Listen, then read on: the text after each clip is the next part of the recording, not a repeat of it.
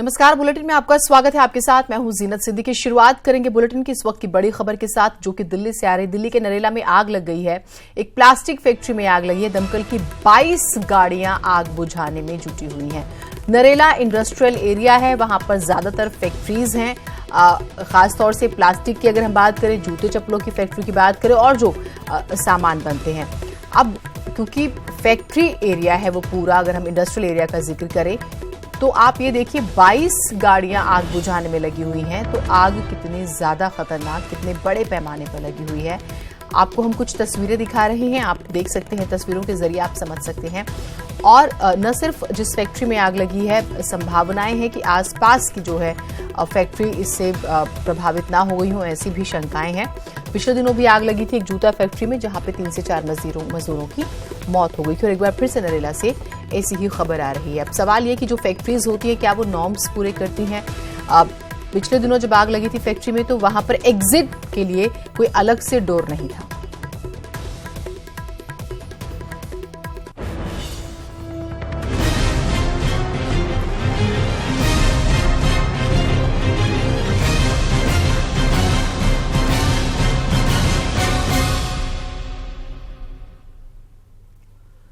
बसपा, सपा और रालोद गठबंधन की लोकसभा चुनाव के लिए पहली संयुक्त रैली की शुरुआत आज सहारनपुर के देवबंद से होगी, जहां पहले चरण में 11 अप्रैल को चुनाव होने हैं। देवबंद की rally Jamia tibia medical college के पास आयोजित की गई है। ये पहली बार होगा कि गठबंधन की तीनों पार्टियों के प्रमुख नेता एक ही मंच पर होंगे। इस रैली को बसपा सुप्रीमो मायावती, सपा अध्यक्ष अखिलेश यादव और रालोद अध्यक्ष अजीत सिंह संबोधित करेंगे। साथ ही रालोद महासचिव जयंत चौधरी भी रैली को संबोधित करेंगे। सपा प्रवक्ता के मुताबिक एसपी बीएसपी आरएलडी के गठबंधन से राजनीति में एक नई लहर पैदा हुई है।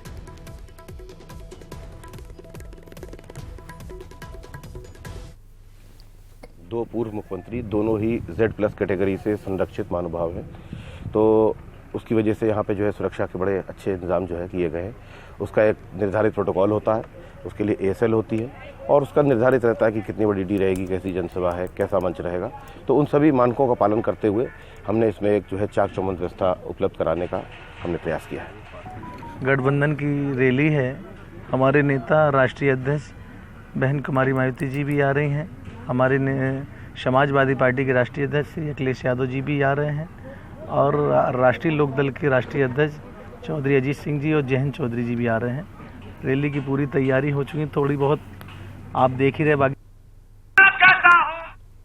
तो आज ये बड़ी रैली जो है कई संदेश देगी। आपको बता दें कि पहले चरण के 8 सीटों पर जो वोटिंग है, लिहाजा उस चीज को ध्यान में रखते हुए आज की इस पूरी रैली जो है हमें कहें कि है। और 11 तारीख को वोटिंग होनी है। सहारनपुर भी उन 8 सीटों में से एक है।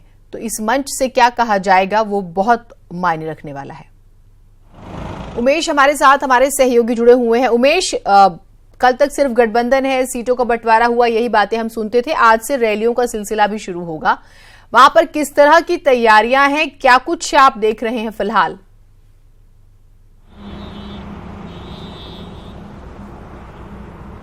जी हाँ, देखिए जीनत, पश्चिमी उत्तर प्रदेश की 8 लोकसभा सीटों के लिए राजनीति का महासंग्राम जारी है। मेरठ, बागपत, सहारनपुर, बिजनौर, गौतम बुद्ध नगर, गाजियाबाद में इन 8 लोकसभा सीटों के लिए राजनीति का युद्ध जारी है।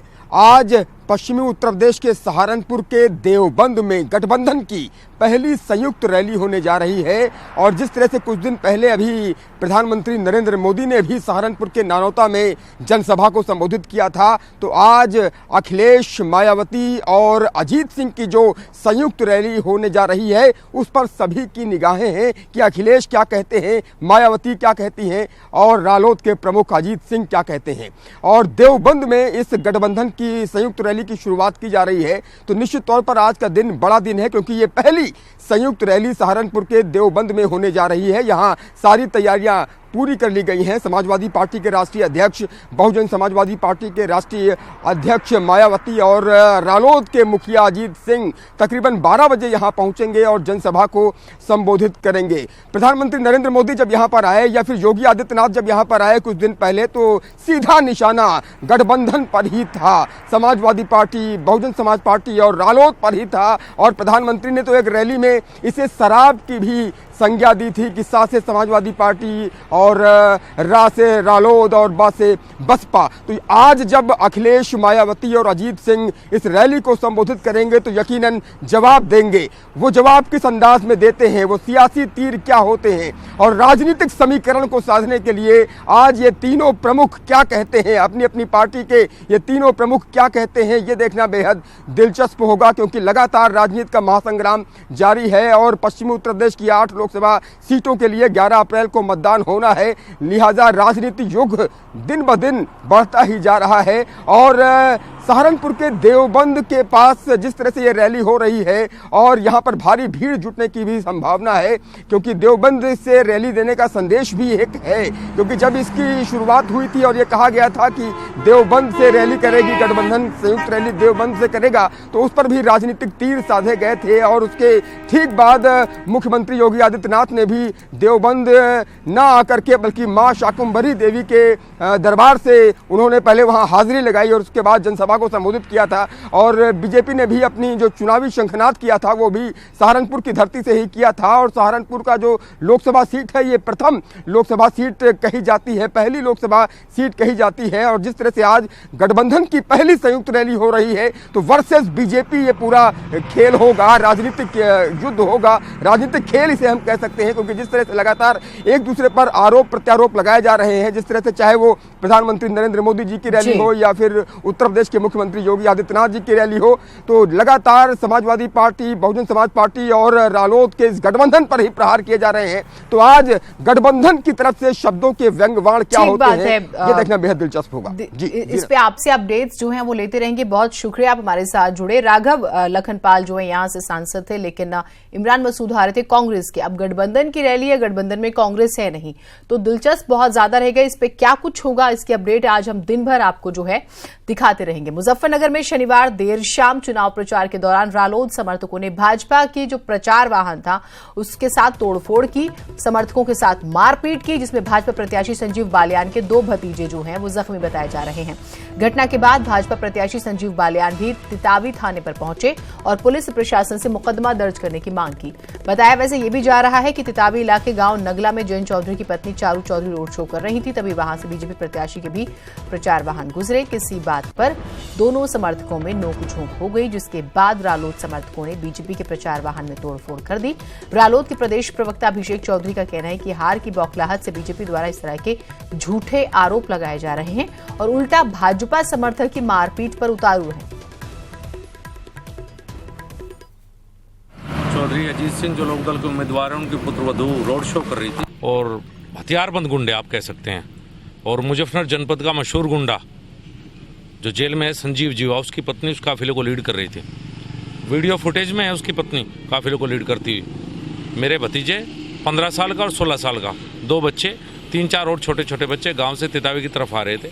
गाड़ी साइड में रोक दी, वीडियो में आप देख सकते हैं इतनी बुरी तरह से गाड़ी तोड़ दिया गया। चारू चौधरी जी वहाँ पर क्षेत्र में थी, सुबह से रोड शो शांतिपूर्वक तरीके से चल रहा था। भारतीय जनता पार्टी के 7-8 गाड़ी लेके लोग वहाँ पहुँचे और उन्होंने हमारे कार्यकर्ताओं के साथ बदतमीजी की और उसके साथ वो क्योंकि बुरी तरह हताश है, ये हताशा दर्शाता है कि जो भारतीय जनता पार्टी के सांसद हैं उनकी हार से बचने के लिए एक वो जनता मैसेज देना चाहते हैं और कुछ नहीं। बिनेश पवार हमारे साथ हमारे सहयोगी जुड़े हुए हैं। बिनेश, अब क्या कुछ हुआ इस पूरे मामले में, कहां तक कार्रवाई पहुंची है? देखिए, इस पूरे मामले को लेकर जो भाजपा प्रत्याशी हैं डॉक्टर संजीव बालियान, उन्होंने तितावी थाने में रात ही पहुंचे और उन्होंने एक तहरीर पुलिस को सौंपी जिसमें मुकदमा दर्ज करने की गुहार लगाई थी। और उसके बाद पुलिस ने उसी तहरीर के आधार पर जो 2 घायल जिन पर उनके भतीजे घायल बताए जा रहे हैं उनको पुलिस ने मेडिकल चेकअप के लिए भेज दिया था और उसके बाद मुकदमा दर्ज कर कार्रवाई का आश्वासन देने के बाद संजीव बालियान अपने समर्थकों के साथ वापस लौट गए थे। जी, बहुत शुक्रिया आपका तमाम जानकारियों के लिए। बीजेपी ने उम्मीदवारों की 18वीं लिस्ट जारी कर दी, इसमें 4 नाम यूपी के भी हैं। इस लिस्ट में बांदा के सांसद का टिकट काट दिया गया, जिससे वो नाराज हो गए और दिल्ली में धरने पर बैठ गए। जबकि फूलपुर से बीजेपी ने केसरी देवी पटेल को उम्मीदवार बनाया है। झांसी से बीजेपी ने अनुराग शर्मा को उम्मीदवार बनाया है। ये सीट केंद्रीय मंत्री उमा भारती की है, लेकिन उन्होंने चुनाव नहीं लड़ने की इच्छा जाहिर की थी, जिसके बाद बीजेपी ने नया उम्मीदवार इस सीट पर उतारा है। 8 बार ब्राह्मण रहे हैं, कभी वहां पर बैकवर्ड भाजपा ने लड़ाया नहीं है। और मेरे बुंदेलखंड का सभी खंड में भी वहाँ 3-4 में 3-3 ब्राह्मण लड़ते रहे। मेरे अगल बगल सब जगह बैकवर्ड है। और मेरा और सिटिंग में सांसद के नाते मेरे क्षेत्र में लगातार मेरे 5 कार्यालय खुले हुए हैं, लोगों में उबाल था और उसके बाद भी मेरा टिकट काटने का काम हुआ है और वहाँ पर बैकवर्ड को जाकर के टिकट दे दिया गया जो मुझसे आ रहा था। उसने जिस तरह मेरे ऊपर विश्वास किया है उस तरह मैं पूरी तरह से खरी उतरूंगी और मैं कितना विश्वास दिलाऊं आप लोगों को। साथियों, आप उस समय पूछिएगा जब ये इसका रिजल्ट आएगा। तो तरह तरह की जो है नाराजगी भी दिखा रहे हैं जिनके टिकट कटे हैं। फतेहपुर में प्रियंका गांधी ने एक बार फिर से बीजेपी पर जोरदार हमला बोला। बीजेपी के विकास से लेकर प्रचार तक की चर्चा की और हर मोर्चे पर मोदी सरकार को नाकाम बताया। साथ ही कांग्रेस के वादों के जरिए लोगों को साधने की कोशिश भी की गई।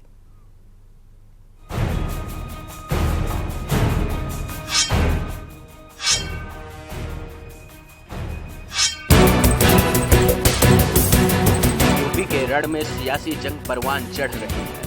कांग्रेस को घेरने के लिए बीजेपी राष्ट्रवाद, आतंकवाद और नक्सलवाद का सहारा ले रही है, तो कांग्रेस बीजेपी को उनके वादों की याद दिलाकर झूठा बताने की कोशिश कर रही है। लोगों को भरोसा दिला रही है कि उनकी सरकार आई तो गरीबों को न्याय मिलेगा। हर गरीब परिवार के खाते में 15 लाख रुपए पहुंच जाएंगे। बहुत बड़ी देशभक्ति और बहुत बड़ा ऐलान। किसके खाते में आए? आपके खाते में आए। ये योजना डाली जिसका नाम है न्याय।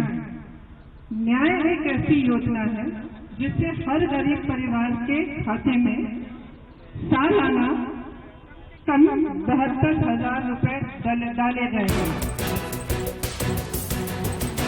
वैसे तो प्रियंका गांधी फतेहपुर में कांग्रेस प्रत्याशी राकेश सचान के समर्थन में रैली कर रही थी, लेकिन जुबा पर पीएम मोदी का संसदीय क्षेत्र था।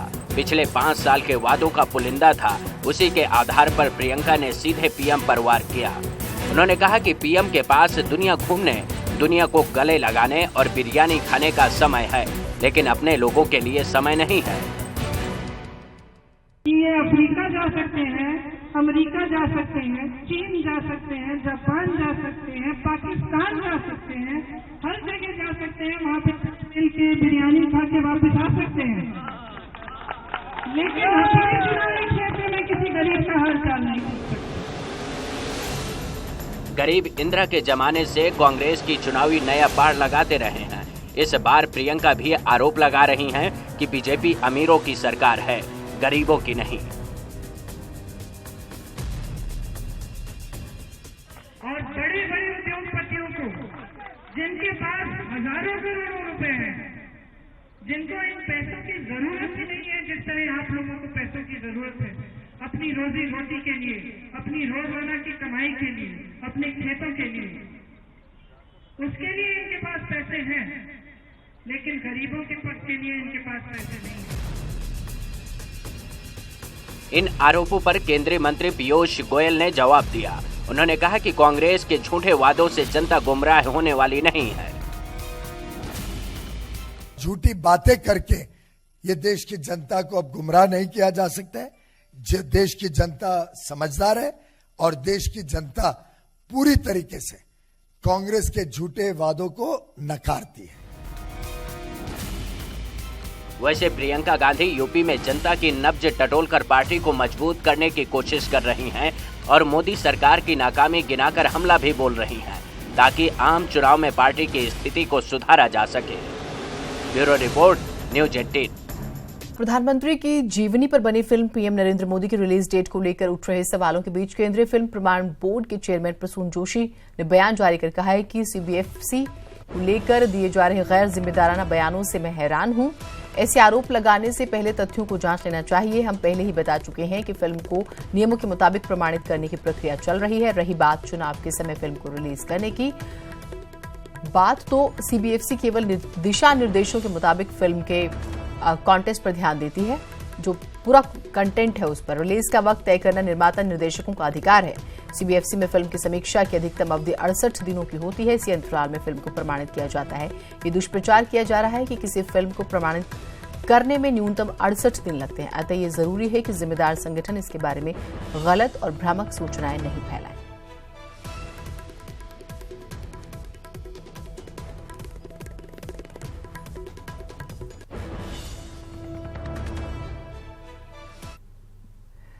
आजमगढ़ में अखिलेश यादव का रास्ता रोकने के लिए बीजेपी भोजपुरी फिल्मों के मशहूर अभिनेता दिनेश लाल यादव निरहुआ को उतार चुकी है और निरहुआ भी आजमगढ़ की जनता के दिल में जगह बनाने की तैयारी कर रहे हैं। 8 अप्रैल को वो आजमगढ़ में रोड शो करेंगे। इसके बाद एसकेपी इंटर कॉलेज में जनसभा को संबोधित करेंगे।